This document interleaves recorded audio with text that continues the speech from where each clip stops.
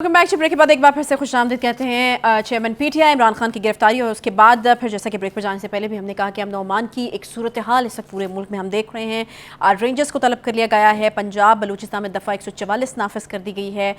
फिर लोग जो हैं वो ऑब्वियसली पीटीआई के जो वर्कर्स हैं उनको सपोर्ट करने वाले लोग हैं वो इस वक्त गम में भी हैं, मुश्तल भी हैं। तो यकीनन एक सेंसिटिव सूरत हाल इस वक्त जो है वो हम देख रहे हैं। बुखारी साहब किस तरह से जो है वो इससे बिल्कुल आपने ठीक कहा है कि लोग मुश्तइल हैं। ऑब्वियसली उनके लीडर के साथ जिनसे वो इतना प्यार करते हैं उनको अगर गिरफ्तार किया गया है तो उनका रिएक्शन हमें समझ में आता है, लेकिन रिएक्शन की भी हदूद मुतय्यन होनी चाहिए ज़रूर। मेरे ख्याल से पीटीआई की लीडरशिप के अलावा ख़ुद इमरान खान साहब के ऊपर भी ये जिम्मेदारी है कि वो अपने वर्कर से कहें कि वो एक रेड लाइन को क्रॉस ना करें, क्योंकि रेड लाइन जब क्रॉस हो जाएगी तो फिर दूसरी तरफ के पास भी ऑप्शंस ख़त्म हो जाते हैं, और ऑप्शन जब ख़त्म हो जाते हैं तो फिर वायलेंस होती है, अफरा तफरी होती है, इंतशार होता है, केओस होता है, और मैंने देखा बाज़ हालात में सिविल वॉर तक बात पहुंच जाती है।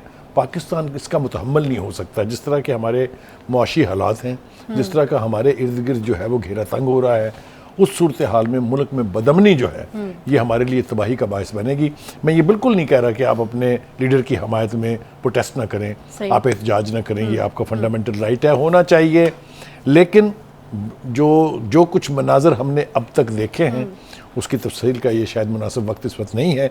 वो सब कुछ नहीं होना चाहिए था, चाहे वो कोयटा है, चाहे वो लाहौर है, चाहे पिंडी है, इस्लामाबाद है, मुल्तान है, फैसलाबाद है। जो वाक़यात हो रहे हैं या जो वाक़यात जो है अब तक रिपोर्ट हुए हैं ये अच्छे इंडिकेटर्स नहीं हैं। मैं फिर एक दफ़ा मुतालबा करता हूँ कि शाह महमूद कुरैशी साहब जिस तरह खड़े होकर और प्रवोक कर रहे थे लोगों को, जिस तरीके से अली ज़ैदी ने कराची में किया है, ये इस वक्त इस सूरत हाल का हल नहीं है। ये सूरत हाल के ऊपर तेल छिड़कने की लेकिन बात है। सिचुएशन तो इससे बिल्कुल उलट है ना। हम देख रहे हैं खान साहब जाने से पहले बयान रिकॉर्ड करा के गए, उसमें जो उन्होंने बोला वो भी हमारे सामने है। फिर उन्होंने जो वीडियो रिकॉर्ड करा के रखी थी कि मैं गिरफ्तार हो जाऊंगा तो तभी चलाई जाए, वो भी सामने है। सेकंड टियर लीडरशिप जिस तरह के बयान दे रही है वो भी हमारे सामने। तो मैंने कभी ये कहा कि सिचुएशन तो मुझे नहीं लगता कि इस तरह से कंट्रोल में मैंने कभी ये कहा कि पीटीआई की जो लीडरशिप है उन्होंने कभी सेंसिबल और कोई बेहतर अंडरस्टैंडिंग वाला स्टेटमेंट दिया है। मैं तो ये कह रहा हूँ कि हमारा ये मुतालबा है उनसे कि इस वक्त की सूरत हाल को के ऊपर पानी डालना चाहिए, तेल नहीं, क्योंकि इससे दोनों ही साइडों का नुकसान होगा। हाँ, क्या ये चीज़ मजीद सूरत हाल को सेंसिटिव करती है? जो खान साहब पहले बयानात दे चुके हैं, इस गिरफ्तारी को बहुत बार जोड़ने की कोशिश की गई है खान साहब की जान को जो ख़तरा है उसके साथ। जो उनकी सेकंड टियर लीडरशिप है या मुख्तलिफ रहनुमा हैं जिनमें जो हैं उनके जो वज़रा उनकी काबीना में लोग थे, यानी प्रोमिनेंट लोग, मेरा कहने का मतलब है वो ये कह रहे हैं कि खान साहब की जान को ख़तरा है, खान साहब के साथ कुछ हो जाएगा। यकीनन ये मजीद देखिए, पहली बात तो ये है जी, ये हम बड़ी देर से सुन रहे हैं। एक तो ये कि अगर वो नैब की कस्टडी में है, रेंजर की कस्टडी में है, पुलिस की कस्टडी में है, तो वहाँ उनकी जान को कोई ख़तरा नहीं होगा, इसलिए कि वो जिस तरीके से वहाँ रखा जाता है, जिस तरीके से गार्ड किया जाता है उसको, तो वहाँ तो कोई वो नहीं होने वाला। खान साहब की सिक्योरिटी क्या उनके लिए बड़ा चैलेंज है ये पूरी सूरत हाल को? ऑब्वियसली बहुत ज़्यादा। आपने देखा नहीं है कितनी तादाद में रेंजर्स वहाँ मौजूद थी, हालांकि उठाना तो एक आदमी को था ना। और दूसरी बात ये कि इसके बावजूद कि इस दफ़ा रश उतना नहीं था, उतने वर्कर खान साहब के साथ नहीं थे। तो कहने का मतलब ये है कि इस वक्त तकाजा वक्त का ये है, और मुल्क के मुफाद में भी यही है कि इसके ऊपर तेल ना छिड़का जाए, क्योंकि किसका ऑब्जेक्टिव हल होगा, इससे किसको फ़ायदा पहुंचेगा, ये तो बहुत बाद की बात है, लेकिन मुल्क का नुकसान होगा। तो मेरे ख्याल से जो अमन आमा की सूरत हाल है उसके हवाले से सेन वॉइसेस जो हैं वो आनी चाहिए हर तरफ से। हुकूमत की तरफ से भी कोई प्रोवोकेटिव स्टेटमेंट्स नहीं आना चाहिए। राना सनाउल्लाह साहब ने जिस तरीके से प्रेस कॉन्फ्रेंस की है उसके अंदर हकायक अपनी जगह है। उन्होंने जिस तरीके से तज़किरा किया मिर्ज़ा शहजाद अकबर साहब का, जिसने तो सारी तबाही में नुमायाँ किरदार अदा किया है इस ख़ास तौर से इस केस के हवाले से, लेकिन प्रोवोकेशन नहीं होनी चाहिए। आप अपने सियासी मुखालिफ को अंडर एस्टिमेट नहीं कर सकते, आप उसके ऊपर चैलेंज नहीं फेंक सकते। तो दोनों तरफ से हम तकाजा करते हैं इस प्रोग्राम की वसातत से कि बेटर सेंस का मुजाहरा होना चाहिए, सूरत हाल को एक्सप्लॉइट करने की बजाय इसका हल तलाश करना चाहिए। अच्छा बुखारी साहब, क्या मजीद गिरफ्तारियां भी एक्सपेक्ट की जा सकती? यकीनी तौर पर अगर वायलेंस होगी, अगर लोग इसी तरीके से अपना जो गुस्सा है उसके लिए तोड़फोड़ करते रहेंगे, PTI रहनुमाओं की। प्रॉपर्टीज को नुकसान पहुंचाते रहेंगे, तो यकीनी तौर पे गिरफ्तारियां होंगी। और ख़ास तौर से वो लीडर जो प्रवोक कर रहे हैं लोगों को वायलेंस पर, उनकी गिरफ्तारियां यकीनी हैं। सही है। अच्छा, बड़े अहम इजलास भी इस वक्त हम देख रहे हैं कि चल रहे हैं, जो सूरत हाल इस वक्त मुल्क में अमन व अमान की बनी हुई है। अब यकीनन आपने पहले भी कहा था कि जब सूरत हाल इस नहज पर पहुंच जाया करती है तो फिर हुक्मरानों के हाथों से चीज़ें निकलती हुई नज़र आती हैं, तो उसके साथ बहुत सारे ख़दशात या बहुत से मुमकिनात ऐसी होती हैं जिनके बारे में आप सोच सकते हैं कि ये चीज़ें हो सकती हैं। कौन से ख़दशात जो हैं वो इस तरह की सिचुएशन में, यकीनन आपका एक लंबा करियर, उसमें आपने मुख्तलिफ अदवार देखे, इस तरह की जब सूरत हाल किसी मुल्क में होती है तो कौन से ऐसे ख़दशात जो होते हैं उसके साथ? देखिए, पहली बात तो ये है कि हमने बाज़गश सुनी कि हुकूमत जो है वो सोच रही है एमरजेंसी लगाने के लिए, अच्छा, ताकि इलेक्शन को मज़ीद मुलतवी किया जा सके। 6 महीने की एक टर्म, 6 महीने की उसके बाद दूसरी टर्म, एक ऑप्शन ये मौजूद है। अच्छा। दुआ करनी चाहिए कि ऐसा ना हो। एमरजेंसी लगना किसी भी मुल्क के लिए कोई बहुत बड़ा एजाज़ नहीं है। उससे मुल्क का जो इमेज बाहर जाएगा, आप उसका तस्वर कीजिए। IMF हमारी बात सुन नहीं रहा है, दुनिया के मालियाती इदारे हमें लोन दे नहीं रहे हैं, और ऊपर से ये इमेज जाए कि हमारे यहाँ स्टेबिलिटी भी नहीं है। पॉलिटिकल स्टेबिलिटी के बगैर तो कोई मुल्क आपकी मदद नहीं करता ना। तो एक तो इसकी सूरत हाल वो है। दूसरी सूरत हाल, जैसा मैं पहले भी कह रहा था कि देखिए, जो गुस्सा है वो जेन्युइन हो सकता है, वो अपने लीडर से प्यार का रिफ्लेक्शन हो सकता है, लेकिन उसको अगर आप उन हदूद से क्रॉस कर जाएं जिसकी तरफ मैंने इशारा किया कि इमरजेंसी लगने का बायस बन सकता है। एक बात और जो मैं कंसिस्टेंटली अपने प्रोग्राम्स में कह रहा हूँ, और आपसे ज़्यादा उसका कोई शाहिद नहीं है, वो ये है कि हालात ऐसे पैदा नहीं करने चाहिए, चाहे वो PDM है, चाहे वो तहरीक इंसाफ है, चाहे वो जमात इस्लामी है, चाहे वो JUI है, कि जिसके नतीजे में फिर वही हो जो 3 दफ़ा पहले पाकिस्तान की हिस्ट्री में हो चुका है। मैंने पहले भी कहा था कि मैं ब्लेम नहीं करता जनरल्स को कि वो इंटरवेंशन करते हैं, कसूर हमारे सियासतदानों का है कि वो सूरत हाल को उस नहज पर ले जाते हैं कि उनके लिए रास्ता हमवार हो जाता है, और ये कौम बेवकूफ़ों की तरह से तालियां बजा के उनका इस्तकबाल करते हैं।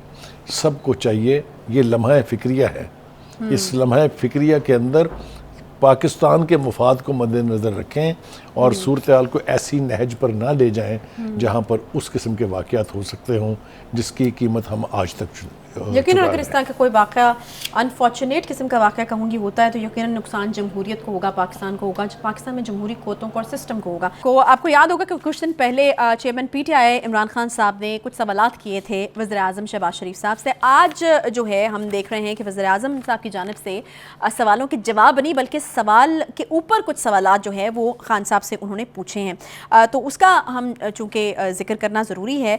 बुखारी साहब, ये जो सवाल प्राइम मिनिस्टर साहब की तरफ से पूछे गए हैं कितने वैलिड हैं आपके ख्याल में? मेरे ख्याल में ऐसा लग रहा है उनके सवाल पूछने के अंदाज से जैसे बहुत देर से दिल में था, तो उन्होंने फाइनली जो है, मैं कहूँगा ये कि this is a battle of nerves and battle of words.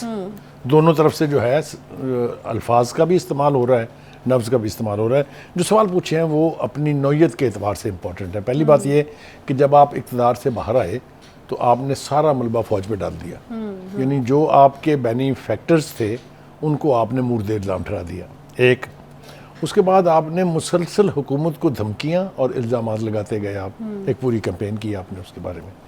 तीसरी बात यह कि जब वो हेलीकॉप्टर का अनफॉर्चुनेट वाक़या हुआ था जिसमें बहुत सीनियर यानी लेफ्टिनेंट जनरल रैंक के आदमी की शहादत हुई थी, तो आपने इतना नेगेटिव प्रोपेगेंडा किया जिसका कोई हिसाब नहीं था। और चौथा, उसने कहा कि मदीना मुनव्वरा में जो पाकिस्तान के ऑफिशियल डेलीगेशन के साथ आपके सपोर्टर ने सलूक किया था, ज़रा इन 4 सवालों के जवाब तो पेश कर दें ज़रा आपने।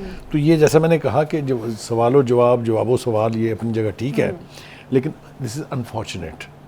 जो मैंने 4 सवाल जो उन्होंने पूछे हैं ये भी बदकिस्मती की बात थी। जो इमरान खान साहब ने उनसे सवाल पूछे थे वो भी वेरी अनफॉर्चुनेट। पॉलिटिक्स में लड़ाई होती है, पॉलिटिक्स में ये बैटल ऑफ नर्व्स चलती हैं, लेकिन उसके लेवल्स हैं। उसके लेवल्स में ना इतना नीचे जाना चाहिए, ना इतनी हाई उड़ान उड़नी चाहिए कि फिर आपके पास संभलना मुश्किल हो जाए। मेरे ख्याल से दोनों तरफ से जो सवालात किए गए हैं उनके जवाब ज़रूर आने चाहिए, लेकिन पॉलिटिकल पॉइंट स्कोरिंग के लिए नहीं, सही वो होने चाहिए आवाम को एजुकेट करने के लिए कि ये सूरत हाल थी तो इन्होंने क्या किया, ये सूरत हाल थी तो हमने क्या किया। वही वाली बात है, तनकीद बराए तनकीद नहीं, बल्कि तनकीद बराए इस्लाह। Just not a battle, it should be for the better understanding of the people कि किस तरह के हालात मुल्क में इस वक्त हैं। सही है। अच्छा वक़ाई साहब, आज की एक और बड़ी डेवलपमेंट तौहीन पार्लियामेंट के मुर्तकब शख्स के लिए 6 महीने कैद की जो तजवीज़ है बिल कायमा कमेटी कानून इंसाफ को जो है वो भिजवा दिया गया है। ये कितनी बड़ी डेवलपमेंट? ये एक दूसरी battle of nerves, battle of words है जो इस वक्त हुकूमत और सुप्रीम कोर्ट के बीच चल रही है, या यूँ कह लें कि अदलिया और हुकूमत के बीच चल रही है। जब सियासतदानों को ये कह के डराया जाता है कि आप तौहीन अदालत के मुर्तकब हुए हैं और हम आपको सज़ा दे सकते हैं, और सज़ाएँ हुई भी हैं, लोग नाअहल हुए, लोग जो हैं 5-5 साल के साथ नाअहल हुए।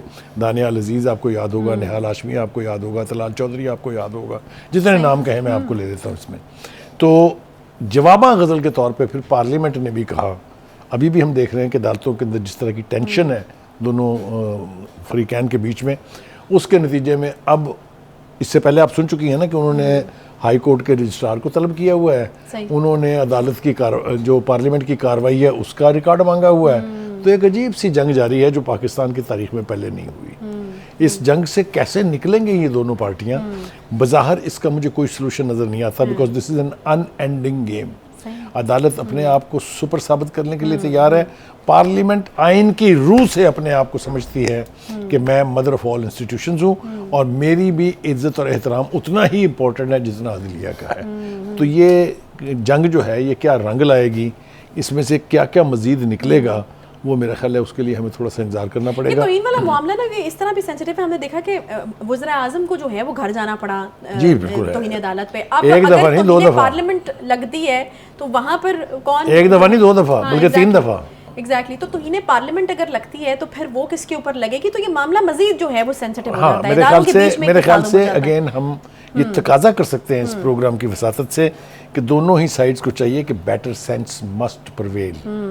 आप कानून की बालादस्ती कायम कीजिए, आप पार्लियामेंट की बालादस्ती कायम कीजिए, आप अदलिया की बालादस्ती कायम कीजिए, लेकिन खिलवाड़ ना करें पाकिस्तान के साथ। खुदा के लिए अपने जज्बों को नहीं, पाकिस्तान के मफाद को मद्देनजर रखें। सही। और बहुत ही अफसोसनाक, बिल्कुल ठीक आपने बात की, बहुत ही अफसोसनाक किस्म के ट्रेंड्स सोशल मीडिया पे भी चल रहे हैं जो कि नहीं चलने चाहिए। पाकिस्तान को बंद करो, शट डाउन करो।